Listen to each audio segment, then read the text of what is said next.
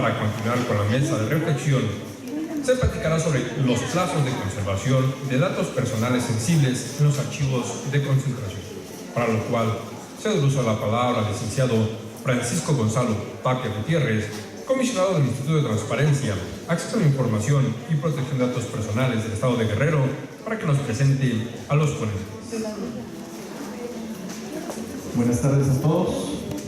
Continuando aquí con el ciclo de conferencias, me permito presentar a la ponente, la doctora María Solange Maqueo Ramírez, presidenta del Consejo Consultivo del INAI, y en la breve reseña se manifiesta que es doctora en Derecho y Economía Aplicada por el programa Estado de Derecho y Buen Gobierno de la Universidad de Salamanca, España. De la misma forma, maestra en Derecho, Economía y Sociedad en la Unión Europea por la misma Casa de Estudios y abogada por la Escuela Libre de Derecho. Su área de especialidad es el análisis y diseño normativo de políticas públicas a través de la utilización de herramientas propias de la técnica legislativa, la mejora regulatoria y el análisis económico del derecho. Se ha especializado en investigación en derecho a la protección de los datos personales, la competencia económica y las políticas sociales relacionadas con el acceso a la justicia.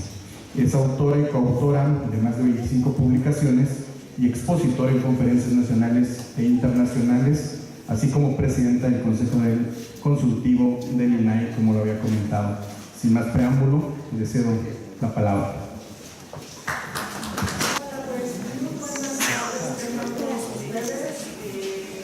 Antes de iniciar, quiero agradecer la generosísima invitación de la Comisión de Gestión Documental, coordinada por el maestro José Guadalupe Luna. De igual forma, quiero agradecer a su presidenta y a todo el pueblo por esta generosa invitación. Prácticamente, parte de esta idea es entender, perdón, es que como que no agarra bien la...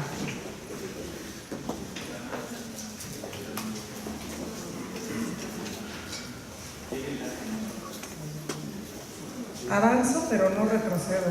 Ya me estoy llegando.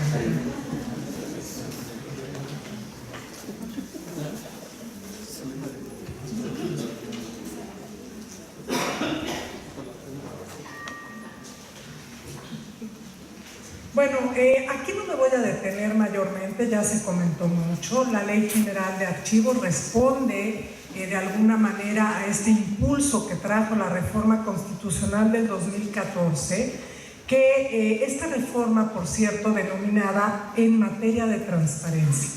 Lo cierto es que esa denominación pues nos puede confundir en algún momento dado que la reforma constitucional del 2014 tiene un impacto no solo en temas de transparencia y de acceso a la información, sino también en temas de protección de datos personales y en el tema de archivos. Y en ese sentido, bueno, hablemos de tres leyes, leyes generales que nacen en el contexto de esa reforma. Estas leyes no deberían de estar aisladas entre sí, porque en el fondo todas y cada una de ellas, a pesar de que tienen un contenido propio y objetivos específicos diferenciados, todas y cada una de ellas comprenden dentro de sus disposiciones cuestiones directamente relacionadas con la gestión documental. Y en ese sentido están necesariamente vinculadas y ninguna de ellas puede verse en lo individual. Es necesario una interpretación integral de la misma. En principio, todas y cada una de estas leyes de alguna manera establecen mecanismos de garantía para proteger y dotar de efectividad derechos humanos. No voy a repetir, ya se dijo en alguna otra mesa, precisamente los derechos de acceso a la información, de protección de datos personales, libertad de expresión, en fin, memoria histórica y derecho a la verdad. Estos son algunos nada más, porque de ahí evidentemente se relacionan muchos otros. Pero son leyes que que de alguna manera, y no debemos perder de vista, su efectividad o la efectividad de su implementación depende, y de ellos depende precisamente el cumplimiento y efectividad de los derechos humanos. Esto no fue de alguna manera obviado dentro de la Ley General de Archivos. Se observa en el artículo 3º, tiene muy clara la idea de que la aplicación e interpretación de la ley tiene que ser conforme a los derechos humanos en nuestro orden constitucional, compuesto tanto por la Constitución Política de los Estados Unidos Mexicanos como los tratados internacionales de derechos humanos de los que México es parte. Aquí quiero poner un énfasis específico. Parte de la problemática que vamos a ver ahorita deviene del hecho de que, a pesar de estar íntimamente relacionadas entre sí, y me voy a referir específicamente a la relación entre la Ley General de Archivos y la Ley General de Protección de Datos Personales, a pesar de tener esta relación, lo cierto es que podemos advertir que la elaboración de cada una de ellas se hizo separadamente. Incluso podemos advertir diferencias en el lenguaje utilizado, lo cual me deja ver que, por un lado, la Ley General de Protección de Datos Personales se elaboró por gente experta en temas de datos personales, y la Ley General de Archivos por personas expertas en tema de archivos. Pero hubo un escaso diálogo entre estas personas. Un ejemplo, solo para ejemplificar lo que estoy afirmando, es el uso del lenguaje. La Ley General de Datos Personales tiene todo un régimen relativo a las transferencias de información. La Ley General de Archivos también habla de las transferencias, pero con un sentido totalmente distinto. De hecho, las transferencias dentro de la Ley General de Archivos se realizan dentro del propio sujeto obligado, o en su caso podrían irse a otro archivo histórico, por ejemplo a la AGN. Pero en el caso de datos personales, el régimen de transferencias necesariamente son responsables del tratamiento diferenciados y que muchas veces determinan finalidades distintas en el tratamiento, para que vean esa separación de inicio que se entrevé entre ambas disposiciones. Y esto solo es en cuanto al lenguaje. Otro problema, y creo que aquí lo podemos ver de manera muy clara,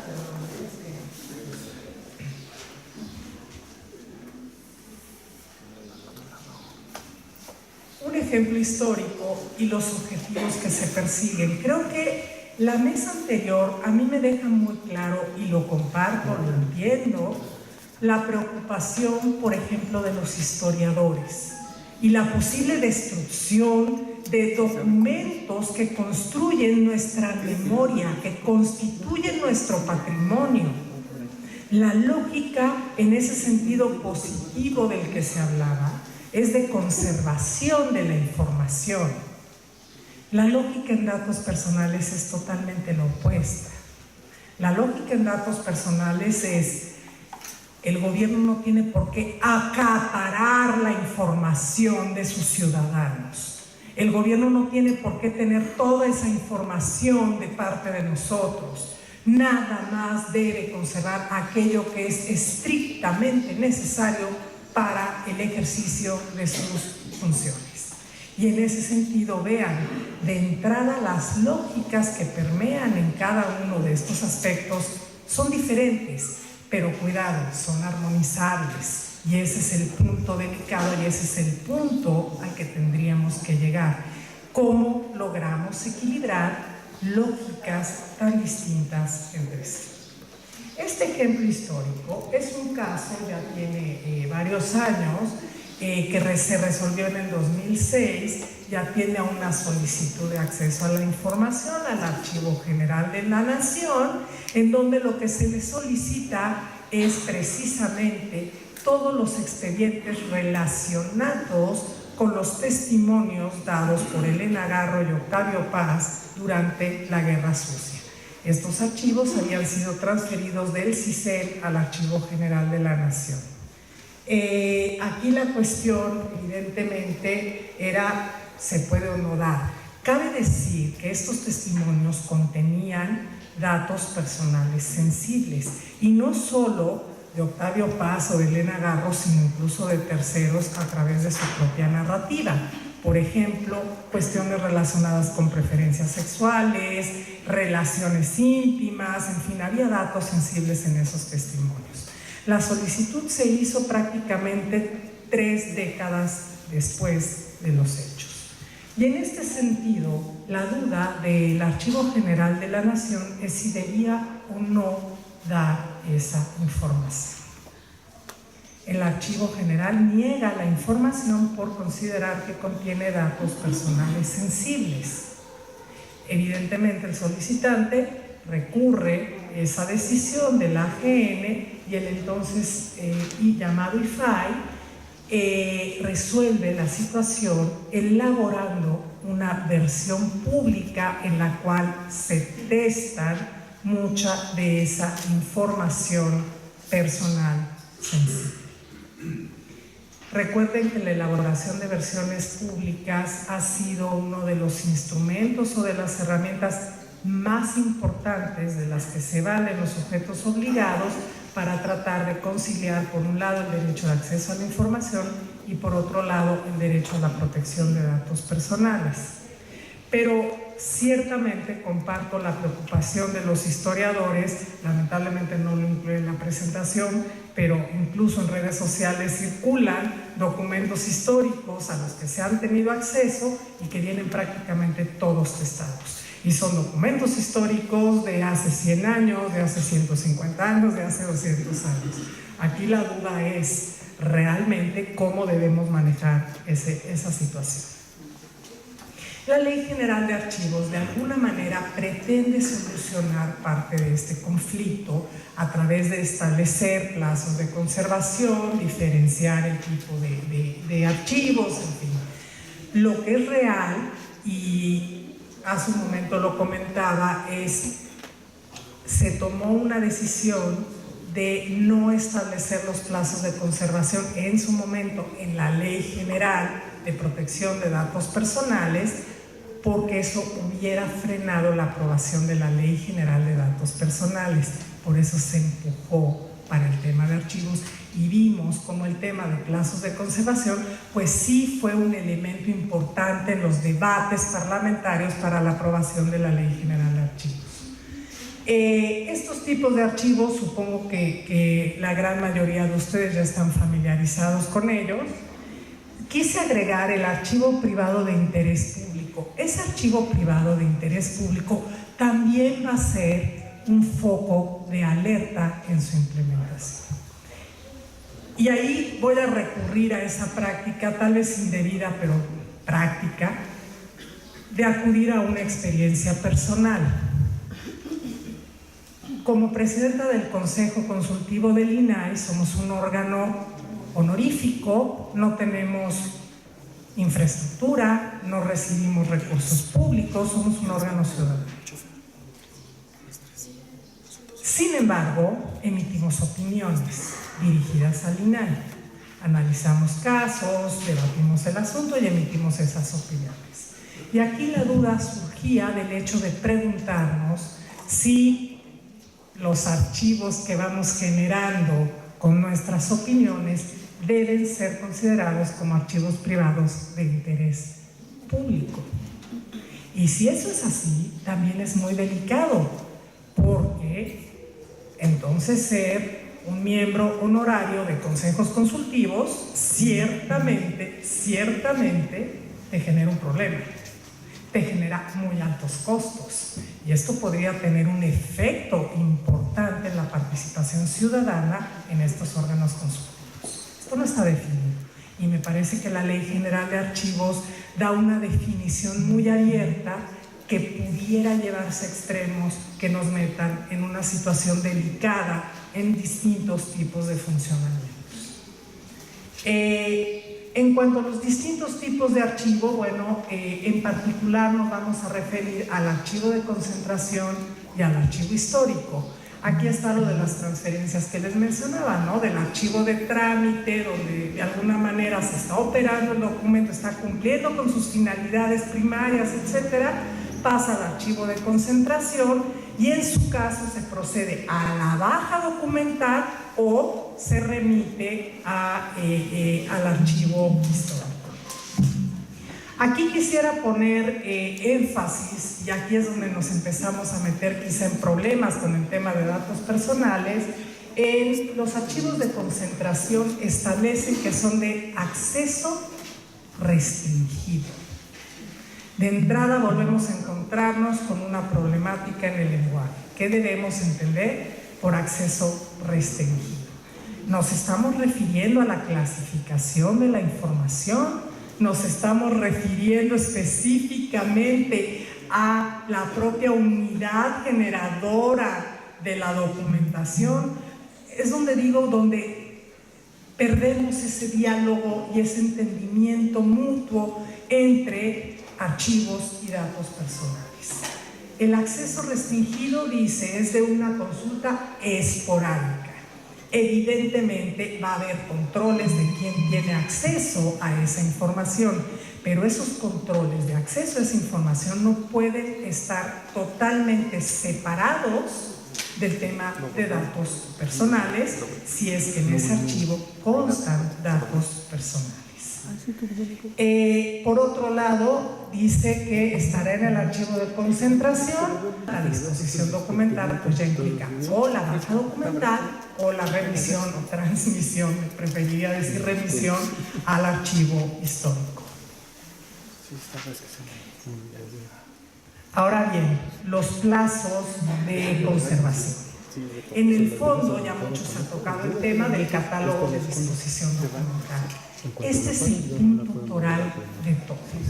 El catálogo de disposición documental se constituye en la herramienta quizá más importante donde se debe armonizar no la legislación, sino la interpretación de los objetivos de la Ley General de Archivos con el derecho de protección de datos personales. Este catálogo de disposición documental es la base de todo.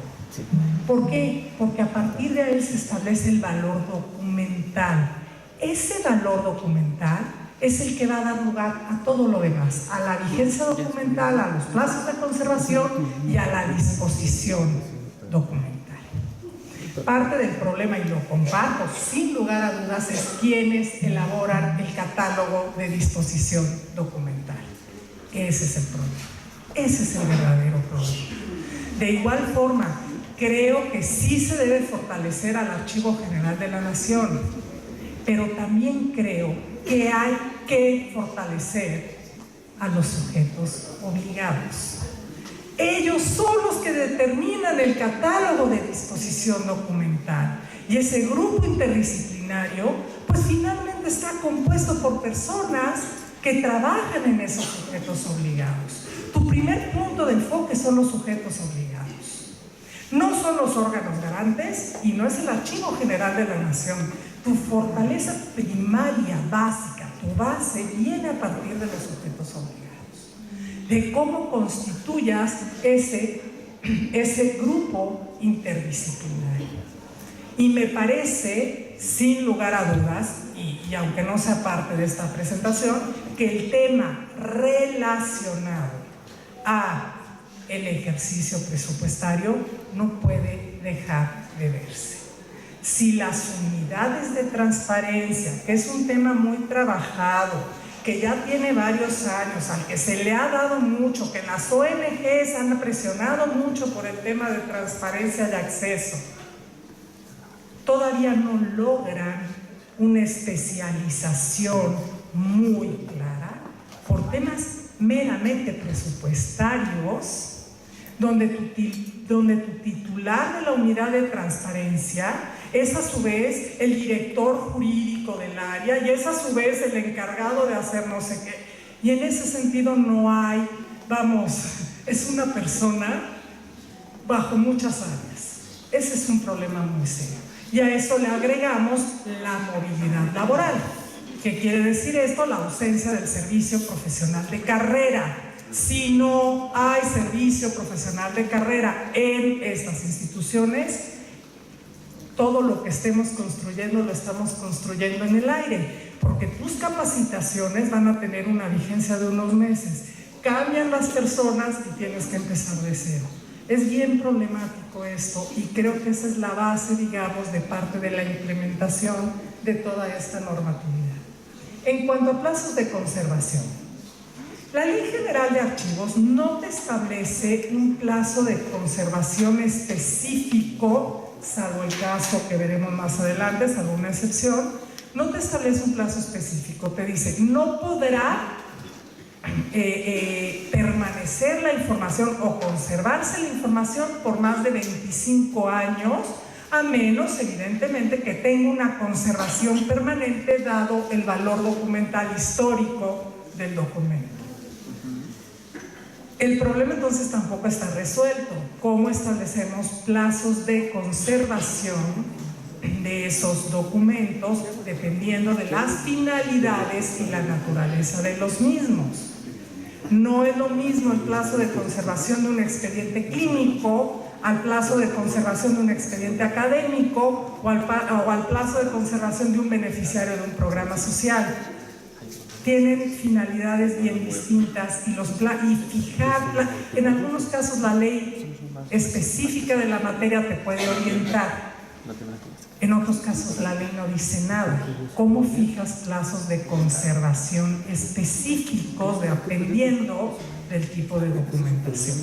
Eso se debe establecer dentro del catálogo de disposición documental, pero cuidado, no puede establecerse ese plazo sin voltear a ver la Ley General de Protección de Datos Personales, porque, insisto, los plazos de conservación en temas de datos personales están atados al cumplimiento de las finalidades por las cuales se recolectó la información.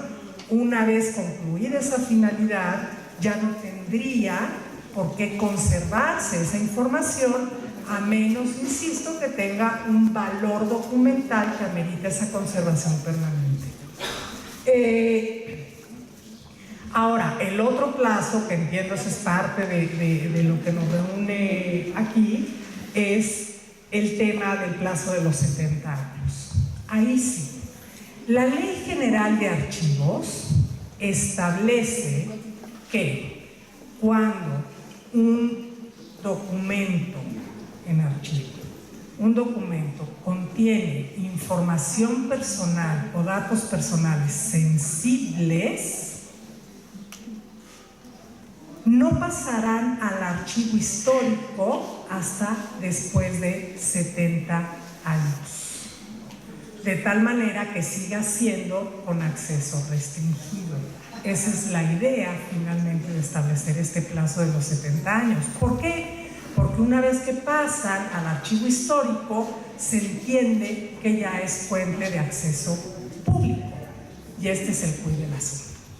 Entonces es conservar en los archivos de concentración por 70 años documentos con un valor histórico, pero que no podrán ser, digamos, públicamente difundidos, salvo excepciones también establecidas por la ley. Esto es problemático desde la propia determinación de los 70 años.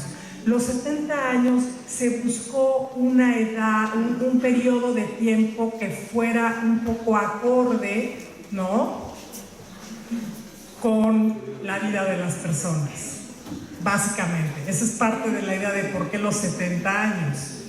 Sin embargo, bueno, no deja de ser problemático que alguien sea capaz de darle seguimiento a esa documentación por 70 años. Necesariamente hablamos de varias generaciones. ¿Cómo le vamos a hacer para que nuestro catálogo de disposición documental tenga plena y absoluta claridad de cada uno de estos documentos? ¿Y cómo vamos a ser capaces de detectar cuando ya prescribió el plazo de 70 años? Porque no hablamos de un expediente, de 2 expedientes, de 3 expedientes, hablamos de miles de expedientes. La memoria humana no será capaz porque, como les dije, pasan varias generaciones. ¿Cómo vas a saber que ya está a punto de prescribir esa información? Ese es un problema que no está resuelto. Y si lo queremos ver en el mundo digital, poner alertas y todo, pues vamos a ver que también hay otros problemas técnicos relacionados con la tecnología.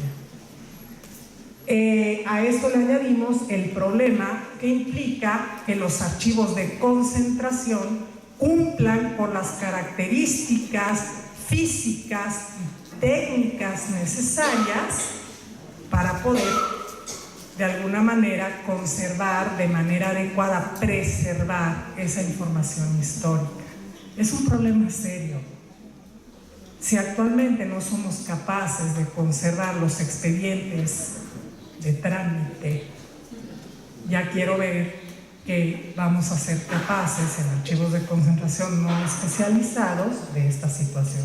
Y les pongo una imagen que tengo aquí, que por cierto, estas fotos son mías. No, esta no, la de la computadora no, la otra sí. Esto es un archivo, es el archivo de la Catedral de Toledo. Nos hicieron la honrosísima distinción de permitirnos el acceso. Bueno, tenías que entrar con una bata, uso de guantes, con una temperatura específica. Eso es un archivo histórico. Es serio, o sea, sí realmente estamos en una situación delicada de ver cómo vamos a ser capaces que los archivos de concentración cumplan con las características adecuadas, y pensando que los archivos de concentración pues son muchos y miles de archivos de concentración en muy distintas instituciones y con capacidades bien distintas unas de otras, y en ese sentido, bueno, es delicado. Creo que ya me queda poco tiempo, ¿verdad? En ese sentido voy a tratar ya de cerrar. El tema digital, la digitalización de los archivos. Esto nos suena muy práctico y muy bonito. Yo creo que prácticamente siempre las políticas públicas atienden a la modernización tecnológica. El problema es que la tecnología está diseñada para su obsolescencia y eso no lo podemos perder de vista. Y en ese sentido, ¿cómo le vamos a hacer para contar con respaldos adecuados que permitan la preservación de esa información? No es una cuestión menor. Hay muchos problemas asociados a esto que no me tocan a mí ahorita tocarlos. Tiene que ver incluso hasta con la interoperabilidad, en fin, hay una serie de temas relacionados con esto muy serios. Lo que sí quiero dejarles en claro es que no hay nadie que haya probado que el uso de la tecnología digital en temas de conservación de información sea más barato que lo físico o el mundo analógico. Yo pensaría que a largo plazo no necesariamente va a ser más barato. ¿Por qué? Insisto, porque hay que estar renovando constantemente, tienes que mantener compatibilidades, es muy complicado. Y lo hemos visto hasta por guerras comerciales, una empresa puede dejar de prestarte servicios. ¿Qué pasaría si tienes tus archivos en el cómputo en la nube?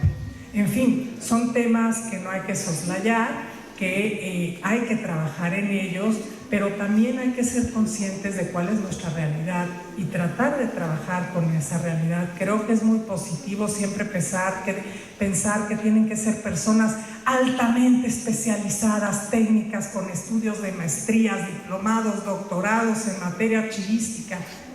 La verdad, no todas las instituciones son capaces de atraer esos perfiles.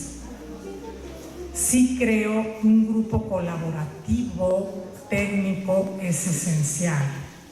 Y en ese grupo técnico también debe considerarse perfiles en temas de datos personales, por lo que les decía, son temas directamente relacionados. A la fecha yo no les podría responder dónde puedo colocar el bloqueo, por ejemplo, dentro de los plazos de conservación y cómo lo relaciono con la baja documental. Me parece que diseñaron procesos paralelos, pero que no están interconectados y hay que armar ese rompecabezas, de tal manera que los sujetos obligados tengan muy claro los pasitos que tienen que seguir. La vigencia documental entiendo que comprende al bloqueo. Eso habría que preverlo, específicamente hablando, y a partir del bloqueo y la conclusión de la vigencia documental, entonces sí, si es el caso, proceder a la baja documental con las características y los requisitos técnicos que implica el borrado seguro de datos personales. En fin, son muchos temas interconectados, necesariamente relacionados entre sí. Muchas gracias.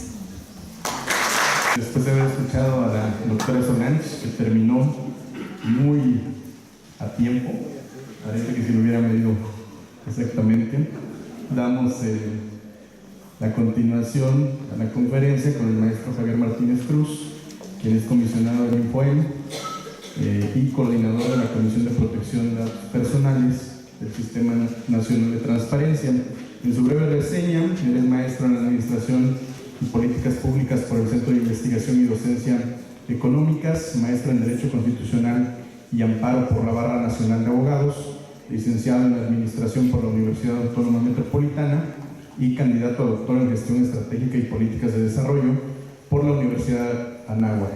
Cuenta con el diploma de experto en victimología por la Universidad de Sevilla y la especialidad en Instituciones Administrativas de Finanzas Públicas por la Universidad Nacional Autónoma de México, en la cual fue galardonado con la medalla Alfonso Caso. Cursa el doctorado en Derecho en la Barra Nacional de Abogados y cedemos la palabra. Muy buenas tardes a todos. Antes que nada, agradecer la oportunidad de poder estar aquí con ustedes para platicar sobre un tema que en su momento, tengo que reconocer, no lo dimensioné en la primera convocatoria que me decía mi amigo José Guadalupe. Yo pensaba que aportando elementos para poder hacer los centros documentales, diciéndole cómo podemos bajar recursos, podríamos lograr una parte importante de este reto que tiene la nueva ley de la Ley General de Archivos. Pero cuando precisamente incorporándome a este tema que me convoca de ver este plazo que se plantea para la conservación de datos sensibles, como bien lo comentaba la doctora, hemos sido, creo que, omisos, y el Sistema Nacional de Transparencia y Protección de Datos Personales tiene que voltear, que no ha terminado nuestra tarea. Así como hicimos una ley general y todos los lineamientos, documentos que se generaron de la Ley General de Transparencia y la Información Pública, que nos llevó que como país fuéramos dentro de 112 países que tenía la mejor ley de transparencia y acceso a la información pública, y que después hicimos una ley general de protección de datos personales que nos llevó precisamente a hablar en el contexto internacional que somos el único país que tiene un programa nacional de protección de datos personales y vamos a llegar muy rápido a cumplir con el convenio 108 Plus. Creo que hoy tenemos que voltear y decir que no ha acabado la labor. Tenemos que hacer una ley general de archivos que sea armónica, que verdaderamente permita interactuar estas leyes tanto para poder verdaderamente conseguir lo que queremos en nuestro Sistema Nacional de Transparencia y Protección de Personas. Y miren, en algún momento hay gente que decía que nos equivocamos en la forma como emitimos las leyes. Decían primero era la ley General de Archivos y después tendría que haber venido la Ley General de Transparencia, acceso a la información pública y protección de personas. Yo comentaba que no, creo que nos sirvió tener una Ley General de Acceso a la Información Pública, caminar junto con el Sistema Nacional Anticorrupción, porque muchas de las veces encontramos respuestas a no acceder a información pública con el argumento de que no existía el documento. Les pedíamos que nos hicieran entonces declaratoria de inexistencia, porque finalmente el acceso a la información pública es precisamente un acceso documental. Entonces, caminamos y generamos una serie de documentos. Después vino la Ley General de Protección de Datos Personales en los sujetos obligados y aprendimos que muchas de las veces en este ejercicio del acceso a la información pública se violentaba otro derecho o se trastocaba otro derecho que resulta tan fundamental como el de acceso a la información pública, que es la protección de los datos personales en estas instituciones públicas.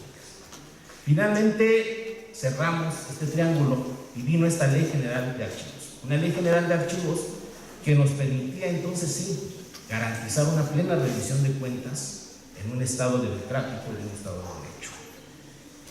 Pero hoy lo que nos lleva, y tenemos que ver el esquema, que el esquema funciona de la siguiente manera. Hoy tenemos en la Ley General de Archivos, en estos archivos, realmente el corazón de lo que puede ser esta rendición de cuentas y este Estado de Derecho, donde tendremos que también elaborar todos estos documentos que mandata la Ley General con el mismo entusiasmo y profesionalismo que hicimos con la Ley General de Transparencia y Acceso a la Información Pública y con la misma entusiasmo y compromiso que hizo la Ley General de Protección de Datos Personales. Y mire, retomando lo que se decía tanto en la primera mesa como en la segunda, vamos a ver que no estamos muy equivocados en lo que hoy nos convoca para tratar este asunto respecto a la protección de los datos personales en la categoría de datos sensibles.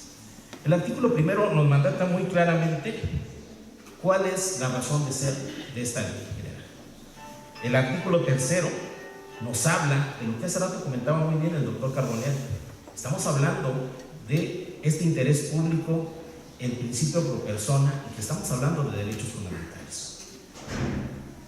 Nos plantea también el artículo segundo, básicamente dos aspectos fundamentales, pero yo me centraría más, no tanto en la fracción primera, sino en la fracción octava, que dice que es contribuir al ejercicio del derecho a la verdad y a la memoria de conformidad con la normatividad. Y es aquí donde tenemos que empezar a ver la importancia que tiene precisamente esta ley respecto al acceso a la información, al conocimiento de la verdad. Pero también, lo comentaban hace rato, vamos retomando lo que dice ese artículo 4 respecto al catálogo de difusión documental, donde dice lo que tiene que elaborar este catálogo de difusión documental. Tiene que valorar, tiene que hacer la valoración documental, la vigencia documental y los plazos de conservación y la disposición como tal. Un reto fundamental para este catálogo, que como bien lo comentaba la doctora, resulta prioritario atenderlo de manera explícita. Pero también tenemos que tener presente que el artículo 5, ¿sí?, y de acuerdo a lo que vamos a tratar más adelante, puede trastocar este quinto principio que dice que debe de prevalecer y que es el de accesibilidad. Y la accesibilidad dice que debe garantizar el acceso a la consulta de los archivos de acuerdo con esta ley y las disposiciones jurídicas aplicables. Y recordemos que del origen mismo, en los primeros capítulos de esta ley, hablaba de dos leyes que vienen a converger, que es la de acceso a la información pública y la de protección de datos personales.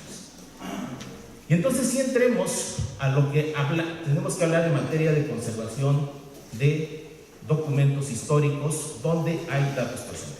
Y quiero empezar con este artículo sexto, porque es el primero precisamente de ese título segundo y en el capítulo que habla precisamente de estos archivos históricos y de la documentación que de ellas se conserva.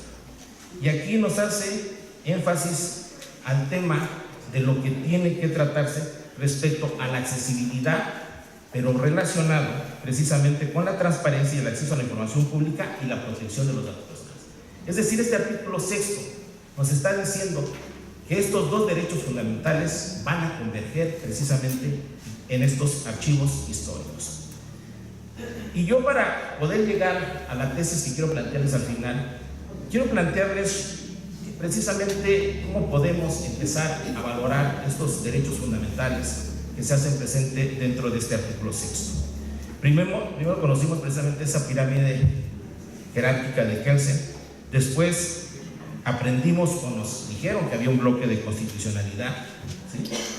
La reforma del 2011 nos vino a hablar ya de un parámetro de control de regularidad constitucional que mandataba, de acuerdo a lo que dice precisamente esa contradicción de tesis 912, diagonal 2010 de 2013, que presentó el ministro Cosío, la necesidad de hacer converger este principio pro persona y que cualquier autoridad podría tomar precisamente aquella norma que más beneficiara para que pudiéramos garantizar el equilibrio o la armonía de estos derechos.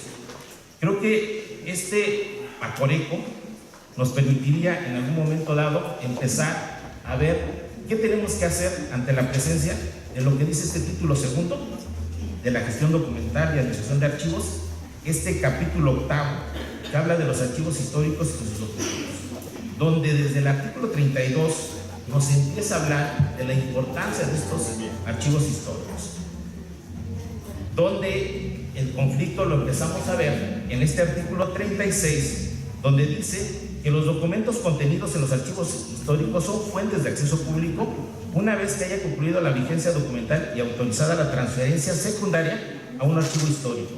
Estos no podrán ser clasificados como reservados o confidenciales de conformidad con lo establecido en el capítulo 1 del título 3 de esta ley. Y cuando nos vamos a ese capítulo primero de la valoración, que es el artículo 50, vamos a ver que habla de un grupo interdisciplinario. Un grupo interdisciplinario conformado por estas 7 autoridades, pero donde, con excepción de la unidad de transparencia, es el único que puede hablar del tema de protección de datos personales. Y a menos que, de acuerdo a lo que dice la Ley General de Protección de Datos Personales, la figura del oficial de protección de datos personales no especifica si forma parte del comité de transparencia o si jerárquicamente se tiene que incorporar por debajo del titular de la unidad de transparencia. En el Estado de México nosotros decidimos que el oficial de protección de datos personales fuera una persona que diera asesoría al titular de la unidad de transparencia y jerárquicamente estuviera por debajo. Pero ¿qué pasa en otros estados donde el titular de la unidad de transparencia no tenga un especialista en datos personales? ¿Cómo podrá hacer esa valoración de cuando estamos en lo que dice en el segundo párrafo del artículo 36? Y fíjense lo que dice el artículo 36. Dice: los documentos que contengan datos personales sensibles. Datos personales, ¿quién define que es un dato personal sensible? En Europa, si ustedes revisan el considerando quinto o el artículo 9, ya no hablan de datos personales sensibles, hablan de categoría de datos. ¿Por qué? Porque la sensibilidad o un dato sensible, vamos a ver más adelante, que puede ser relativa. Y hacía referencia a este plazo de conservación de 70 años. Y la pregunta es, si se hablaba, como dicen, de acuerdo a lo que tiene de esperanza de vida, pues en México es de 76 años. ¿O por qué no de 69? ¿Por qué no de 68? ¿Cuál es la diferencia entre 70, 1 o 2 años más? ¿Quién determina ese periodo? Y esto tiene que ver porque a mí, cuando reviso el artículo 37, parece que se contradice. Cuando habla que nadie puede exceder precisamente de esos 25 años para la realización. Y creo que precisamente porque lo estamos viendo de manera diferente. El artículo 38 es aquí, creo que donde nos lleva a que para tratar esta precisamente valoración de un dato sensible, tiene que ver con lo que dice el artículo 38, que dice que el Instituto Nacional de Transparencia, Acceso a la Información y Protección de Datos Personales, o en su caso, los órganos garantes de las entidades federativas, de acuerdo con la legislación en materia de transparencia, acceso a la información pública, no dice todavía lo de datos personales, determinarán el procedimiento para permitir el acceso a la información de un documento con valores históricos que no haya sido transferido a un archivo histórico y que contenga datos personales sensibles de manera excepcional en los siguientes casos. Y si uno revisa estas fracciones, no son muy diferentes a las que en materia de acceso a la información pública dice que por interés público o por proteger un bien jurídico mayor se pueda hablar de una reclasificación de un dato personal, llámese de naturaleza sensible o que lo haga identificar. Entonces, en ese sentido, creo que no estamos errados, de acuerdo a lo que dice la Ley de Transparencia y Acceso a la Información Pública, en materia de qué pasa cuando se habla o se tiene la presencia de un dato personal. Y si el dato personal, así como lo establece el artículo 16 en su segundo párrafo, que es un derecho fundamental, creo que puede tener esta perspectiva para analizar.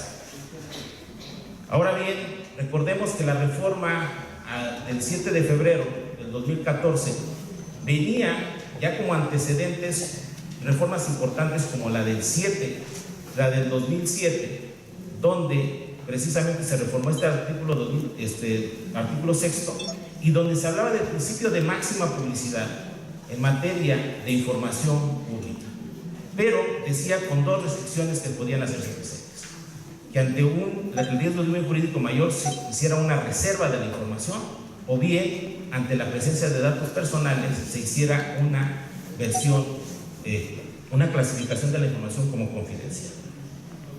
El reto que nos daba esta reforma era preguntarnos ¿qué es un dato personal? ¿Cuál es este dato personal que puede estar presente? Y ese lo definen como que nos identifica o nos hace identificados. Y después pusimos una categorización de datos sensibles, haciendo esta clasificación de acuerdo a la ley general respecto a lo que es un dato personal sensible. Pero creo yo que la sensibilidad se puede ver bajo este continuo. En la medida que pasamos de lo patrimonial a lo personal, creo que podemos estar del dato sensible. Yo me pregunto por qué hoy en la dirección o la dirección de una persona puede considerar como un dato sensible. Y antes encontrábamos la dirección en un directorio donde estaba el nombre, estaba el teléfono y nadie cuestionaba. Pero hoy entregar una dirección puede marcar la diferencia entre la tranquilidad y estar expuesta a una cuestión de inseguridad. Por eso creo que también podemos volver a tomar esta perspectiva tridimensional y hablemos de cualquier dato y vamos calificándolo. ¿Cómo puede ser, si es considerado como sensible, porque ponga en riesgo o porque haga una discriminación, porque haya una vulnerabilidad o porque ataque la dignidad personal? Y esto va a tener que ver cómo hemos caminado en México. La reforma del 7 de febrero, como bien se ha dicho, en sus transitorios planteaba la creación de estas 3 leyes generales, las cuales el plazo se venció el 8 de febrero de 2015. Ninguna salió en esa fecha. Tuvimos la de acceso a la información en 2015, en 2017 la de datos personales y precisamente la que hoy nos convoca en 2018. Hemos aprendido sobre la marcha a hacer estas armonizaciones y a tratar de ponderar estos derechos cuando se hace vigente cada uno de ellos. Por eso, cuando se analizaba este artículo 36, empezábamos nosotros, en el caso del Estado de México, a ver cómo se contraponía. Entonces, eso va a ser el reto en la materia de la armonización. Cómo la ley de archivos del Estado de México va a tener que tener presente qué mandata la ley de transparencia y acceso a la información pública del Estado de México y municipios, qué mandata la ley de protección de datos personales, ¿sí?, del Estado de México en posesión de sujetos obligados, porque precisamente en ellos establece una serie de procedimientos, una serie de valoraciones y de ponderación que nos llevan a lo que dice nuestra ley, tanto la ley general como la ley general de transparencia y la ley del Estado de México en materia de acceso a la información pública, que el acceso a esta información documental tendrá estas 2 restricciones. Una, clasificarlo por información reservada, que puede parecer que muchas de las veces en los documentos que plantea la Ley General de Archivo estamos ante la presencia de una reserva de información o ante la presencia de una clasificación por confidencialidad.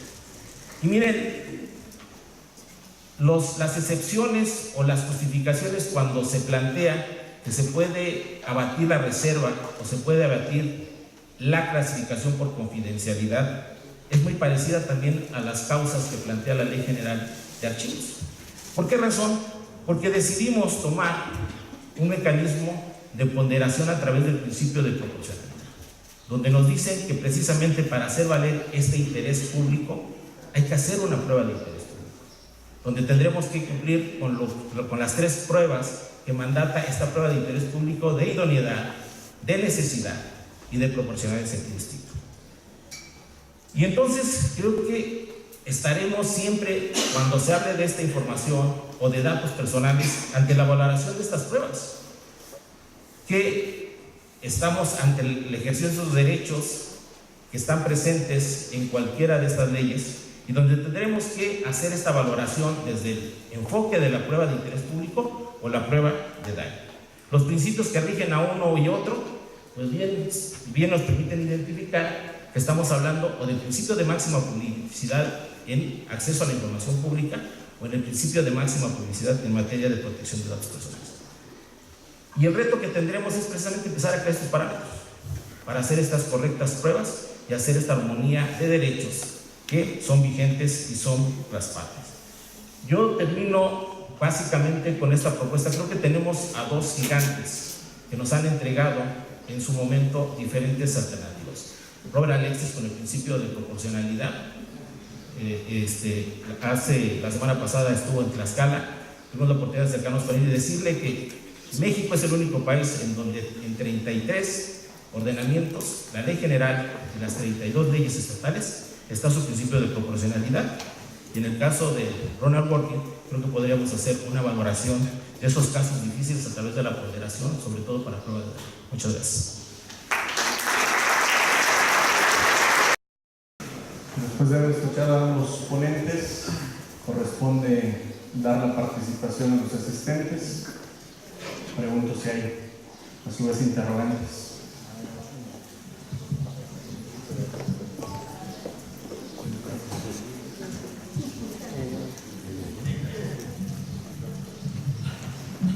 Hola, buenas tardes. Mi pregunta es para la doctora. Yo, les explico un poquito el panorama porque quiero hacer una pregunta muy específica, pero derivado de una situación muy general. Yo soy del Instituto de Transparencia del Estado de Aguascalientes. Entonces, ahí tenemos una situación que tiene que ver con este problema relacionado con los archivos y con los datos personales. Le explico la situación. Lo que pasa aquí es que, la ley general me dice que tengo que cumplir con dictámenes y actas de baja documental y transferencia secundaria. Entonces, pues la intención es cumplir con esta obligación, ¿no?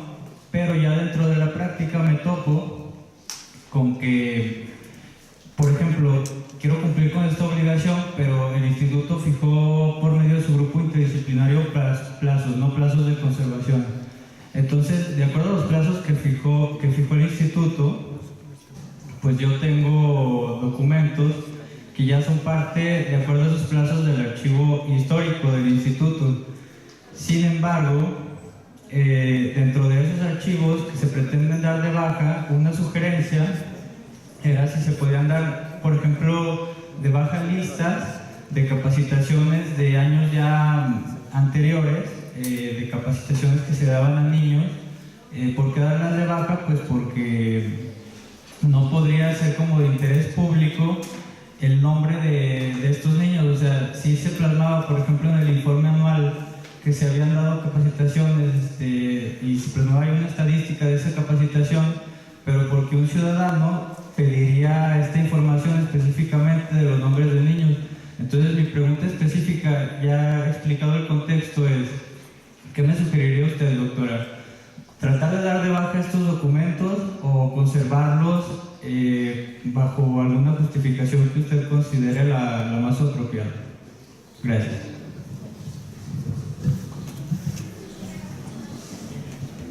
¿Alguien más?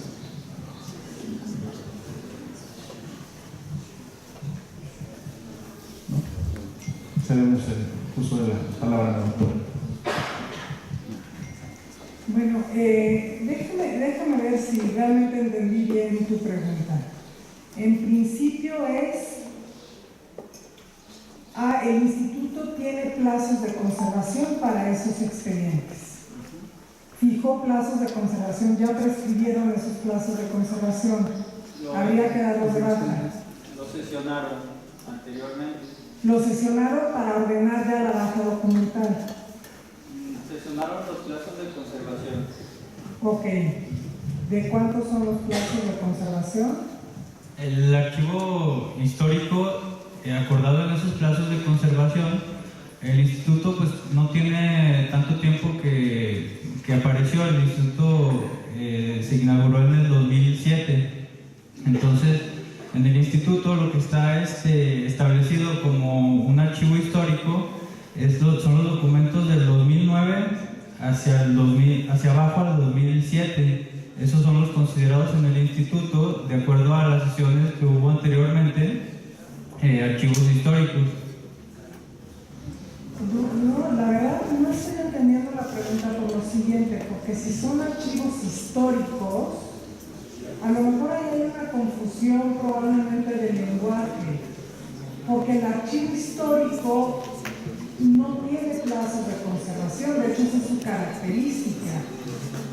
En ningún momento un archivo histórico tiene plazos de conservación, son conservación permanente. Se supone que no hay destrucción de esos expedientes. No sé si ahí hay una confusión factiblemente en que le estén llamando un archivo histórico por ser un periodo pasado, pero no es propiamente un archivo histórico. Yo primero verificaría esa situación porque me parece que si no ahí hay una confusión. El archivo histórico solo va a depender si los documentos específicamente tienen un valor documental histórico, cultural, patrimonial, pero tendrían que estar considerados con esa característica. Si no tienen ese valor documental, a lo mejor no es propiamente un archivo histórico y a partir de ahí pues se establecen sí esos plazos de conservación. Pero mi sugerencia sería no los destruyas hasta que no tengas muy clara la naturaleza y situación propiamente de esos expedientes. Siendo así, ¿quién define si es un archivo histórico? ¿El grupo interdisciplinario? En principio, conforme a la ley general, porque aquí, cuidado, estamos hablando de lo que dice la Ley General de Archivos, pero en principio tendríamos que pensar en cómo se va a armonizar en Aguascalientes, cómo se le va a dar vigencia a esa normatividad.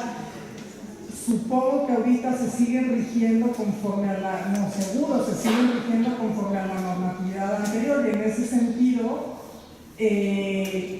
me parecería precipitado, porque los plazos para que entre en vigor la nueva legislación están a la vuelta de la esquina. Claro, si los legislativos cumplen sus tiempos, evidentemente.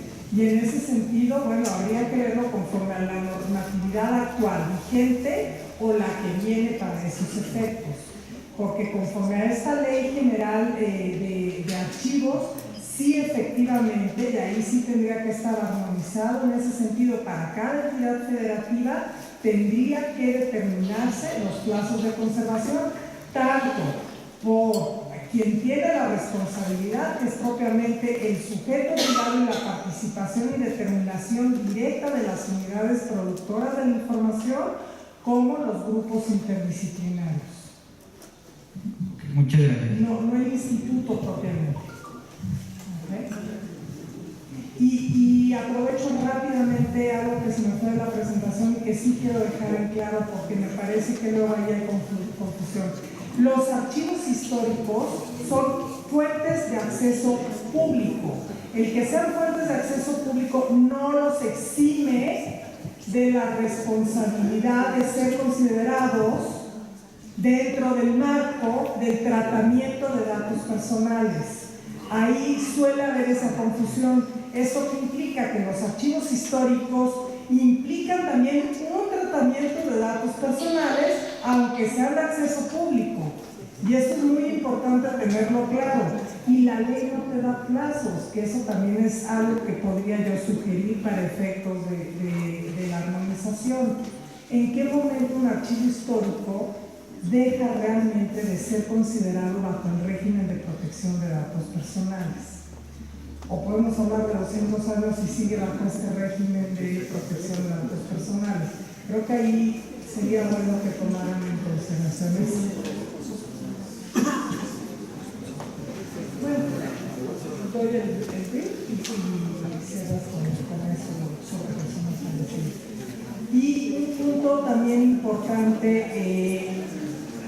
en las excepciones donde los institutos garantes de transparencia, acceso y protección de datos deben determinar los procedimientos para efectos de dar acceso, aun cuando esa información ha sido clasificada como confidencial por contener datos personales sensibles, ese listado que establece la Ley General de Archivos tiene peculiaridades que cabría la pena desglosar y desarrollar muy bien a través de la legislación, tanto estatal como a través de lineamientos.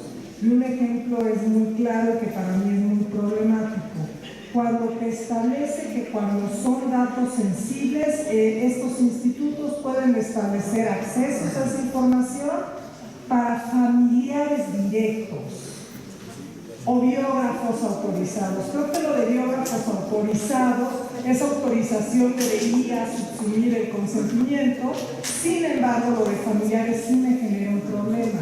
¿Por qué? Porque primero no establece si se trata de personas fallecidas o no, lo deja totalmente abierto para familiares, y en términos jurídicos el familiar directo pues no te está diciendo nada. O sea, ¿quién es mi familiar directo? ¿Hasta qué grado? ¿Hasta qué línea? En fin, creo que eso tendría que ser definido perfectamente por ley, más la problemática evidentemente de personas que les paso al comisionado porque tienen muy identificado el tema de las personas fallecidas. Sí, lo contamos hace rato. De hecho, como bien lo contaba la doctora, ni siquiera se establece si se trata de personas fallecidas, que sería muy grave que le permitan el acceso familiar a ejercer derecho o el ejercicio de los derechos ARCO a una persona que no está fallecida. Entonces, lo único que puede ejercer los derechos es la persona, el titular de ellos. Y dejar abierta esta puerta. Y me llama la atención porque si es el caso de personas fallecidas, entonces estamos ante la figura de lo que la Ley General de Cuidados Personales establece para personas fallecidas. Que primero Europa no lo hizo, en México sí lo hicimos, el acceso a personas, el video de personas fallecidas, y abrimos, y lo que establece la Ley General es que en materia de solicitud tendrán que demostrar interés jurídico para personas o acceso a datos de personas fallecidas. Y cuando dice que se le niega o cuando se convierte en recurso y cae con el órgano garante, abre la puerta a una segunda figura, dice cualquier persona que demuestre interés jurídico o interés legítimo. Y entonces, como bien comentaba la doctora, ante la figura de interés legítimo que estamos tomando de la ley de amparo, ¿quién realmente puede acreditar el interés legítimo y cómo se está enfrentando con otros derechos como los derechos de la personalidad, el derecho al honor, el patrimonio moral? ¿O quién es la persona que puede acreditar ese interés legítimo que no sea un familiar directo o de primera línea? Y ese es otro tema que tendremos, como bien dice, un archivo histórico no está exento de este tratamiento y obviamente de esta normatividad que también en materia de personas fallecidas podrá ser un reto fundamental para la armonización de la ley local. ¿Sí? Continuando, damos el uso de la voz al maestro Cristian Velasco Milanes, comisionado del Instituto de Colima, para que haga algunos comentarios y conclusiones. Gracias. Primero que nada, agradecer la invitación al coordinador José Guadalupe. Muchísimas gracias al pleno del INFUEM presente. Muchas gracias por la invitación. Y bueno, realmente siempre es muy... sirve de retroalimentación este tipo de foros que yo me he tenido la oportunidad de estar en 2, 3 y bueno, José Guadalupe ha estado en Colima 3 veces. Y de verdad aquí... Bueno, y es que el tema que aquí yo nada más no es un tema de relatar a ustedes, sino que yo mis apuntes a mis diputados también, que lamentablemente no pudieron venir. Pero sí, lo importante, bueno, de aquí de lo que dijo la doctora María Solange, yo resalto mucho el tema de las 3 leyes que evidentemente también coincidió con Javier, que tienen que relacionarse, no nada más hacerse de manera individual.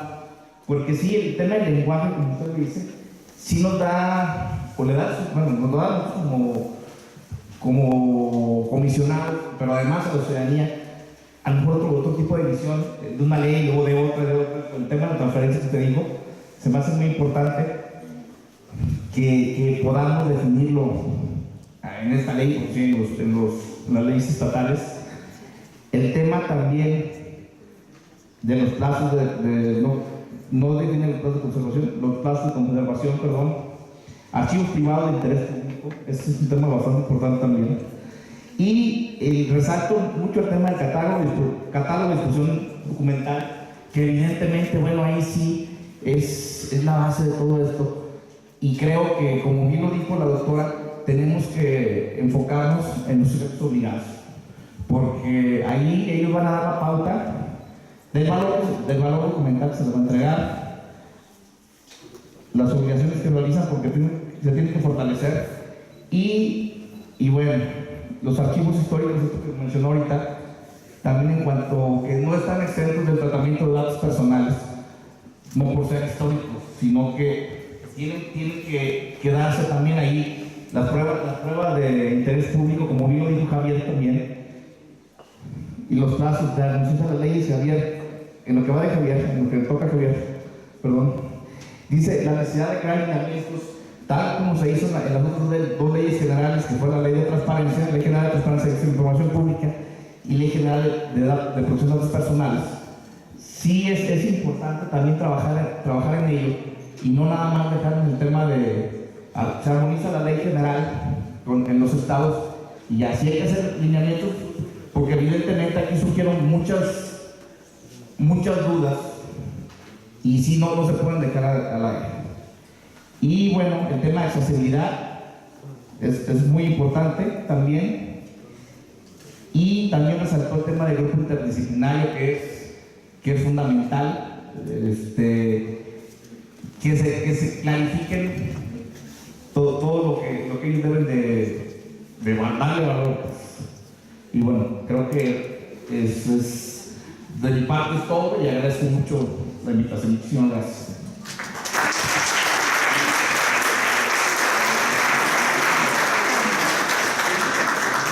Damos por terminado el panel. Agradezco ahí la invitación por parte del amigo José Guadalupe, coordinador de esta comisión.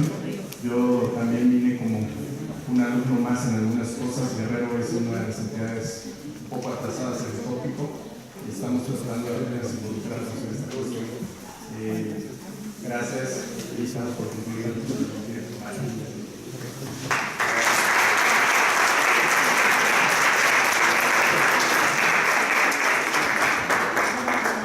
Muchas gracias a nuestros ponentes por la maravillosa participación, y para reconocerlo, la maestra Zulema Martínez Sánchez, comisionada presidenta de este órgano garante, a nombre del Instituto de Transparencia, se hace un reconocimiento a la doctora María Solange Maqueo, presidente del Consejo Consultivo del INAH.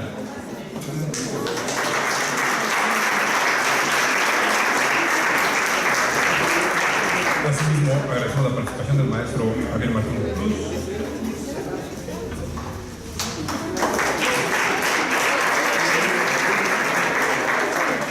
Agradecemos la valiosa participación del maestro Francisco González Pepe Gutiérrez.